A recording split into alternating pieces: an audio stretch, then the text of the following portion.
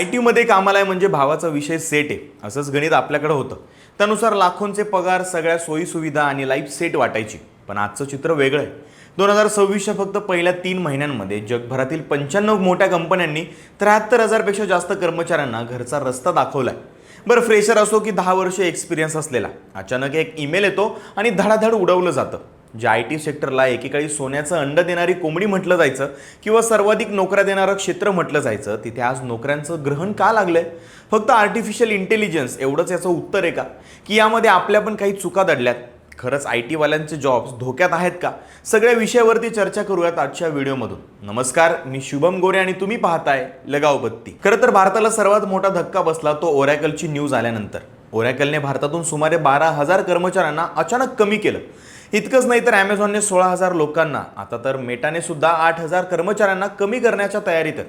मुळात एखाद्याचा जॉब जातो म्हणजे तो एकटाच हॅमर होतो असं नाही, तर ओरॅकलमधल्या ज्या 12,000 लोकांसोबत त्यांच्या फॅमिलीवरती सुद्धा इम्पॅक्ट पडलाय. बरं, कामावरून काढून टाकण्याची पण प्रत्येक कंपनीची एक अजबच पॉलिसी असते. माझ्या मित्राने मला सांगितलेला एक किस्सा आहे, तुम्ही ऐकून हादरून जाल. तो एका मोठ्या कंपनीमध्ये काम करत होता. तिथे त्याच्या 5 मित्रांना अचानक काढून टाकलं. बरं, प्रोसेस एवढी फास्ट असते की जेव्हा तुम्हाला ते सांगतात त्याच्या पुढच्या 15 मिनिटांच्या आतमध्ये तुम्हाला ऑफिस बिल्डिंगच्या बाहेर जायचं असतं. तर विषय असा असतो की वरूनच एका नावांची लिस्ट येते. HR कुणाला इन्फॉर्म सुद्धा करत नाही अगोदर. अचानक एक गार्ड तुमच्या जवळ येतो. तुम्हाला सांगितलं जातं की लॅपटॉप वगैरे सगळं घ्या, मीटिंगसाठी जायचंय असं म्हणून एका रूममध्ये तुम्हाला घेऊन जातात.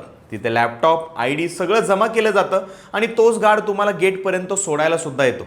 तोपर्यंत तुम्ही तुमच्यासोबत काय झालंय हे सांगायचं सुद्धा नसतं. म्हणजे फक्त 20 ते 25 मिनिटांमध्ये खेळ खल्लास. उद्यापासून दुसरा जॉब बघायचा. या सगळ्याचाच इम्पॅक्ट घेतलेल्या मोठमोठ्या लोन्सवरती आणि स्टॅबिलिटीवरती पडतो. पण वेगवेगळ्या आय-टी कंपन्यांमध्ये लेऑफची होणारी पुनरावृत्ती पाहता प्रश्न पडतो की नेमक्या नोकऱ्या का जात आहेत? याचं सर्वात पहिलं कारण सांगितलं जातंय ते म्हणजे AI. कंपन्या आता जुन्या पद्धती सोडून AI रिलेटेड प्रणाली वापरतात. कोडिंग आणि टेस्टिंग सारखी कामं आता AI खूप फास्ट आणि तेही कमी खर्चामध्ये करते. जरी आपण असं पकडलं की AI चालवायला माणूसच लागतो ना, तरी आधी जिथे 10 माणसं कोडिंग करायची तिथे आता AIच्या मदतीने 2 माणसं ते काम आरामात पूर्ण करू शकतात. उरलेल्या 8 जणांची विकेट इथंच पडते. दुसरी गोष्ट आहे कोविड. कोरोना काळामध्ये इंटरनेटचा वापर वाढला, ऑनलाईन रिसोर्सेसची मागणी वाढली. त्यामुळे तेव्हा कंपन्यांची गरज नसताना खूप जास्त भरती केली गेली. आता सिच्युएशन नॉर्मल आल्यानंतर त्यांना ते कर्मचारी ओझं वाटू लागले. तिसरी आणि महत्त्वाची गोष्ट म्हणजे बरीच लोक एकाच कंपनीमध्ये वर्षानुवर्ष एकाच प्रोजेक्टवरती, एकाच टेक्नॉलॉजीवरती काम करतात. तेच त्यांचं जीवन असतं. बाजूला काय चाललंय, कंपनी लेवलला काय घडतंय, जग क्लाउड आणि AI वरती गेलेलं असतं. मात्र ही लोक स्वतःला अपग्रेड करत नाहीत. बरं, इतकी वर्ष काम केल्यामुळे पगार लाखांमध्ये असतो, पण परफॉर्मन्स त्या तुलनेमध्ये नसतो. त्यामुळे एवढा पगार देण्यापेक्षा 3-4 अपग्रेड असलेले फ्रेशर्स घेऊन अशा पॅसिव्ह कर्मचाऱ्यांची ही विकेट पाडली जाते. काही बाबतीत तर तुम्हाला कामावरून काढलं जात नाही, तर तुम्हाला टार्गेटच असं केलं जातं की तुम्ही स्वतः सोडून जाता. मग अचानक कामाच्या चुका निघतात, रेटिंग अचानक कमी केली जाते, मॅनेजर तुमच्याशी बोलणं टाळतो किंवा कामाचा ताण इतका वाढवतो की तुम्ही स्वतःहून वैतागून नोकरी सोडून जावं. याला कॉर्पोरेट भाषेमध्ये सायलेंट ले ऑफ असं म्हणतात. सध्या नवीन फंडा मार्केटमध्ये आलाय. त्यामुळे असा प्रश्न पडतोय की आता आय-टीचं भविष्य खरंच धोक्यामध्ये आहे का? तर उत्तर आहे नाही. आय-टीचं भविष्य बदललंय हे मात्र नक्की. म्हणजे आता फक्त इंजिनिअरिंगची डिग्री असून चालणार नाही आहे, तुम्हाला प्रॉब्लेम सॉल्व्हर बनावं लागणार आहे. AI तुमची नोकरी घेणार नाही आहे, पण जो माणूस AI वापरतो तो तुमची नोकरी नक्की घेईल. त्यामुळे AI सोबत मैत्री करणं हाच एकमेव मार्ग असणार आहे.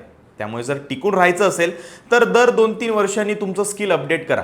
क्लाउड कम्प्युटिंग, डेटा सायन्स आणि AI टूल्स शिकण्यावरती भर द्या. मॅनेजरशी चांगले संबंध असणं महत्त्वाचं आहेच, पण तुमचं काम त्याहून जास्त बोललं पाहिजे. केवळ मर्जीमध्ये राहून आता नोकरी टिकवणं कठीण आहे.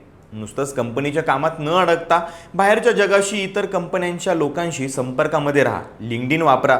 दुसरी महत्त्वाची गोष्ट म्हणजे मोठा पगार मिळतोय म्हणून लगेच मोठा EMI डोक्यावरती घेऊ नका. किमान 6 ते 12 महिन्यांचा बॅकअप फंड जवळ ठेवा. त्यामुळे तुम्ही स्वतःला वेळेनुसार बदललं नाही तर याच्या पुढचा नंबर तुमचा असू शकतो. त्यामुळे वेळ हीच आहे की वेळीत सावध व्हा. बाकी या सगळ्या प्रकरणावरती तुम्हाला काय वाटतं? तुमची वेगळे मतं असतील तर ती सुद्धा कमेंटमध्ये नक्की सांगा. आणि तुमच्या आय-टीमध्ये काम करणाऱ्या मित्राला हा व्हिडिओ नक्की शेअर करा आणि लगावबत्ती यूट्यूब चॅनलला सबस्क्राईब करायला विसरू नका.